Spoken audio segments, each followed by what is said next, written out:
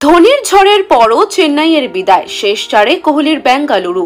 শেষ ওভারে ধোনির আউট আর ম্যাচ হারা দেখে গ্যালারি থেকে একই করলেন ধোনির স্ত্রী। দর্শক, বিস্তারিত দেখুন পুরো ভিডিওতে। 13 বলে 25 রান করলেও দলকে জেতাতে পারেননি মহেন্দ্র সিং ধোনি। পুরো টুর্নামেন্টের মধ্যে মহেন্দ্র সিং ধোনিকে আজই সবচেয়ে বেশি দরকার ছিল চেন্নাই সুপার কিংসের। শেষ চারে উঠতে হলে রয়্যাল চ্যালেঞ্জার্স বেঙ্গালুরুর বিপক্ষে 20 ওভারে 201 রান তুলতেই হতো। আর সেই লক্ষ্য পূরণে শেষ 6 বলে চেন্নাইয়ের দরকার ছিল 17 রান। স্ট্রাইকে ধোনি। ইয়াশ দয়ালের প্রথম বলে ধোনি হাঁকালেন ছক্কা। এক পলকেই ম্যাচ যেন চেন্নাইয়ের নাগালে, কিন্তু পরের বলে ধোনি আউট হতেই বাকি 11 রান হয়ে উঠল দূর পাহাড়।